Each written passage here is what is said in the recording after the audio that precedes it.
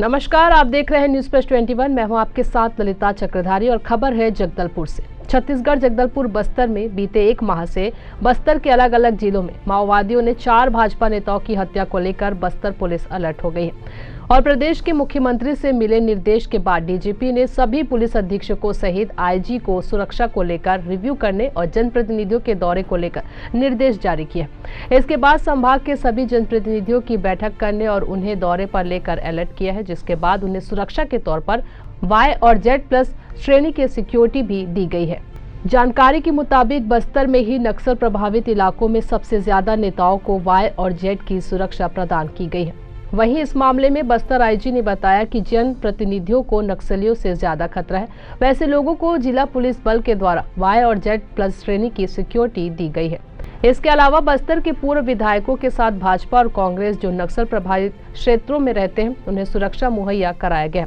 Police की कोशिश रहती है कि अंदरूनी गांव में होने वाले चुनावी सभा हो या पार्टी का कोई आयोजन, बाकायदा आसपास के थाना से उस इलाके में सुरक्षा मुहैया कराई जाती है। दुर्भाग्यवश इन 2 महीनों में भाजपा नेताओं की नक्सलियों ने हत्या की, जो बस्तर पुलिस के लिए भी काफी चिंता का विषय है।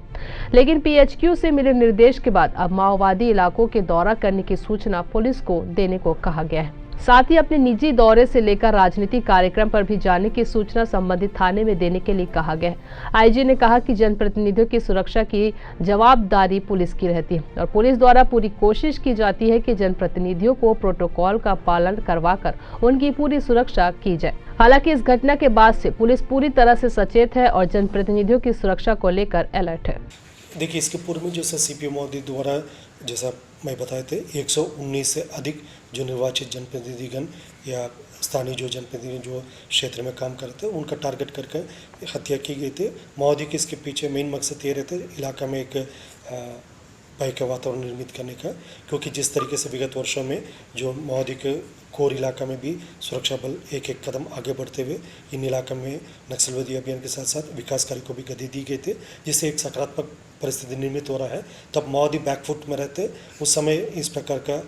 घटना को अंजाम देकर इलाके में भयभीत वातावरण निर्मित करने के साथ साथ अपना कैडर को मनोबल जो गिरा रहते थे उसको दोबारा बढ़ाने के लिए उनके एक प्रयास रहते हैं। लेकिन इसमें क्या क्या टारगेट महोदय क्या हो सकता है उसका अनुमान लगाकर हम लोग पहले भी लगातार जो सुरक्षा जो सिक्योरिटी को इम्प्रूव करने के लिए आवश्यक कार्रवाई की जाती है और आने वाले समय में भी इस दिशा में लगातार हम काम करेगा और क्षेत्र की जो जनप्रतिनिधि है नियम नागरिक की सुरक्षा हमारा जो प्राथमिकता है उसी दिशा में लगातार हम काम करेगा। नक्सल प्रभावित इलाका में एक SOP को हमेशा पालन की जाती है। यदि अंदरूनी इलाका में जहाँ नक्सल गतिविधि पूर्व में हुआ या अन्य कोई किसी प्रकार का जो सूचना प्राप्त होते हैं उस इलाका में रोड ओपनिंग से लेकर demining operations, area domination operations type का तमाम सुरक्षा व्यवस्था को इंतजाम की जाती है। अभी भी हमारा बस्तर संभाग के अंतर्गत 90 से अधिक जो प्रोटेक्टिव्स है जिनको Z+ category, Z category, Y category इस प्रकार और स्थानीय परिस्थिति के अनुरूप भी कई लोग का सुरक्षा उपलब्ध की गई थी। इनका मूवमेंट के दौरान उनकी निवास स्थल में और अन्य जो कार्यक्रम के दौरान भी आवश्यक सुरक्षा व्यवस्था लगातार दी जाती है और पूर्व में उनका जो कैटेगरी के अनुरूप या अन्य जो परिस्थिति के अनुरूप लगातार व्यवस्था की जाती है। आने वाले समय में भी इस पर विशेष रूप से ध्यान रखकर कार्रवाई की जाएगी ताकि मतलब क्षेत्र में जो जनप्रतिनिधि या अन्य जो लोग जो इलाके में अपना क्षेत्र में काम कर रहा है उनका एक सुरक्षित वातावरण में अपना कार्य संपादित कर सकता है। इसी दिशा में हम लोग काम जैसा पूर्व में मैं बताए थे जैसा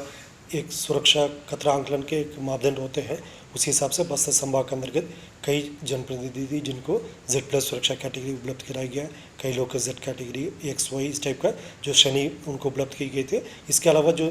अन्य जो जनप्रतिनिधि जिसका पॉलिटिकल कार्यक्रम के लिए उनके अंदरूनी क्षेत्र में भ्रमण होते हैं उसके लिए भी हम लोग रोड ओपनिंग अन्य जो सिक्योरिटी जो